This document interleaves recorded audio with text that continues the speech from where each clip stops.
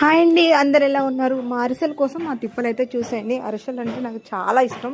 అప్పుడు మా అమ్మ ఉన్నప్పుడు చేసినప్పుడు ఏమో నేను ఎప్పుడు తినలేదు. లాస్ట్లో అయిపోయే ముందు 1-2 ఉంటే తినేదని. ఇప్పుడేమో ఎంత కావాలనుకున్నా చేసేవాళ్ళు ఎవరు లేకుండా ఉండే.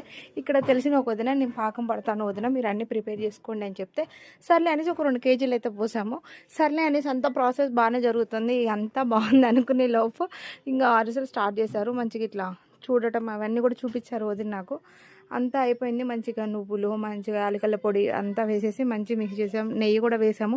టేస్ట్ అయితే చాలా బాగుంది. అన్నీ కుదిరే కానీ ఎందుకు ఆయిల్లో వేయగానే ఇట్లా మొత్తం విచ్చుకొని అరిసె మొత్తం ఎక్కువ ఆయిల్ పీల్చేసుకుంటుందండి. ఇంకా మేము కంగారులో కొంచెం గోధుమ పిండి అయితే కలిపేసాము, జోరు అవుతుంది అనేసి.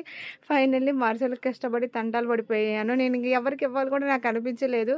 ఎందుకంటే కొంచెం షేప్ కూడా ఒకలా, అంటే షేప్ అంతా బాగుంది కానీ టేస్ట్ కానీ ఎక్కడో అది తిరిగిపోయి ఆయిల్ ఎక్కువ పీల్చింది అనిపించింది. నెక్స్ట్ టైం తప్పకుండా మంచిగా ట్రై చేస్తాను. ఏమైనా టిప్స్ ఉంటే కామెంట్ చేయండి.